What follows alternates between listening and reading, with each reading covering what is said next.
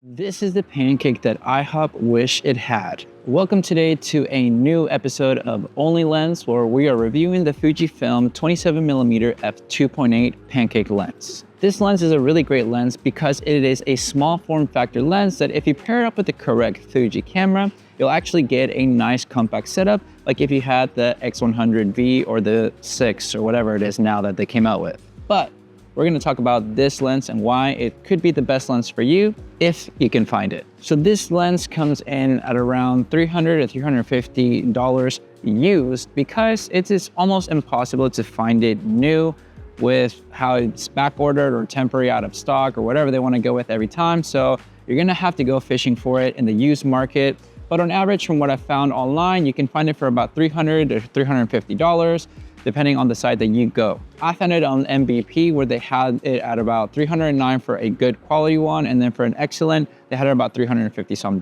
So do that with what you will if you're trying to find this lens, because it is quite nice of a compact lens to have for everyday use. So this lens is something that I actually use personally all the time for a lot of just kind of moments and memories that I want to capture on this camera, which I paired it with the XE4 for the small form factor because I am able to bring it anywhere and everywhere to capture moments to share on my Instagram story or just things with family and friends, as well as sometimes just photos that if I didn't have a camera, I wouldn't have been able to get them. So it's something that I think is very beneficial for the form factor to be able to bring with you. What makes this lens so enticing for most people is just that, the pancake lens size of it, and that it's an f2.8. Because of a small little lens that you have, having a 27mm, which is about a 40mm equivalent for those full frame shooters like myself, it is nice to have an f2.8 when it comes down to an APS-C line of lens, because since it's an APS-C lens, the shallow depth of field when it comes down to lenses of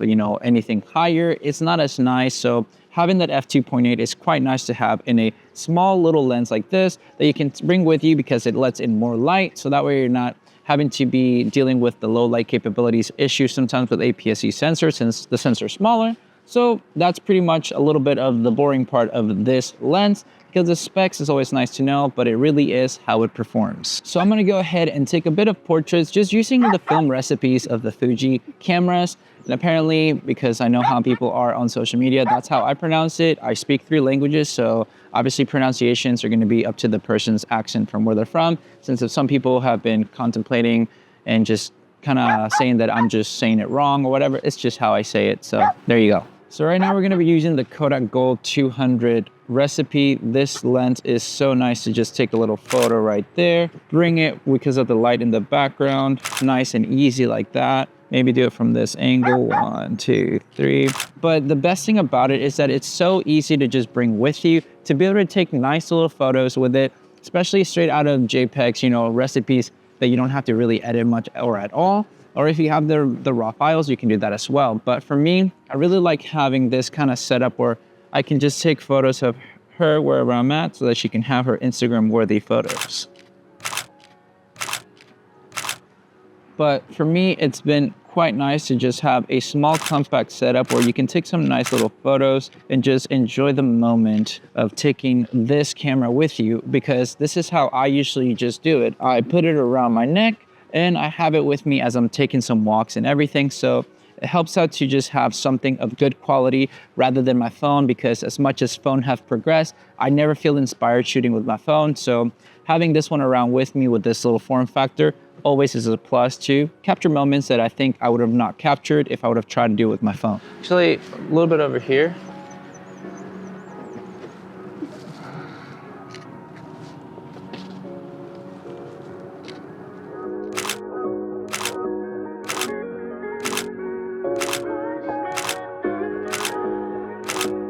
So I want to talk a little bit about who this lens might be for and who it might not be for. Firstly, this lens is for the people that want to have a just all around really good lens that is not as expensive as getting other types of prime lenses from Fuji or anything like that, but it also captures nice photos and it's really good for low light photos with that f2.8 aperture. What you're getting for the bang for your buck for a pancake lens, I think it's phenomenal. I like the 27mm range, focal range, where it's not 2 into the 50 equivalent or the 35 is that in between where you can get a little bit of both, where you're not kind of missing on too much. So that's something that I think people will benefit from it, because a lot of people tend to go with either 35 equivalent or the 50mm equivalent, but that 40mm has been quite of a sweet spot when it comes down to this lens. And it really makes you think about it whenever you're kind of framing everything around with this type of lens. This lens is going to be great for you if you want to have something that you can essentially carry with you where it doesn't feel like you're having too much around you, or if you want to try to put it in a small little sling bag or purse or a small backpack,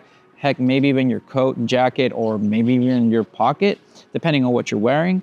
And that's going to be something that you're going to be able to use for a lot of good things, because you're not going to miss moments, since you'll have a small lens that has a good, potent type of lens for glass to be able to take some nice photos. See, for me, this lens setup and combo setup with the small form factor of a body is so easy to just kind of walk around, because I can leave it hanging on me like this, or if I want to put it with a little small wrist strap, I'm able to walk around and just be nice and easy to go, where I can just quickly go ahead, take a photo, and then just let it hang a little bit while I keep on walking without missing a beat, and also having some high quality. So if you're wanting to have something like that, this lens is perfect for you. So now, who is this lens not for? This lens is not for you if you're wanting to have a little bit more of a lens that is more meant for portraits, in the sense of having a lower aperture. Having those lower apertures with an APS-C type of lens for the camera, it's nice to have like a 1.8, 1.4, or anything like that if you want to have a better shallow depth of field, and a little bit more for types of portrait type of, shoots. Obviously, having a small form factor, sometimes people might not like that, because they want to have a little bit of the weight to be able to balance it out when they're taking their photos, especially if they're doing more professional type of photos. So if you're wanting something like that, probably not going to be the lens for you, because it's not something that you would want to carry and bring to a professional photo shoot that you're trying to do. But like an everyday carry type of style, this is what it is. That's what I feel like what it's meant for, mainly good for street photography, something kind of just small and compact that most people won't be paying attention to. So if you're wanting to have a little bit something that's heftier, even for the equivalent of the type of body, of the lens and everything that's similar to the focal range, probably not for you. But to be honest, that's like my only con that I can think of. It might not be the fastest lens. So if you want a fast lens in the sense of like for the autofocus and everything, could be not the best with it, especially with the type of hunting that it could do here and there or miss focus. But it really makes you slow down to think a lot about it. So if you're wanting to just, want something faster and, for on the go quicker, probably not the lens for you. But that's the only thing I can really think of. And besides the fact that you can't really get it as easily. So I guess that's the biggest con if you can't find it. But that's pretty much it when it comes down to this OnlyLens review of the 27mm Fuji lens.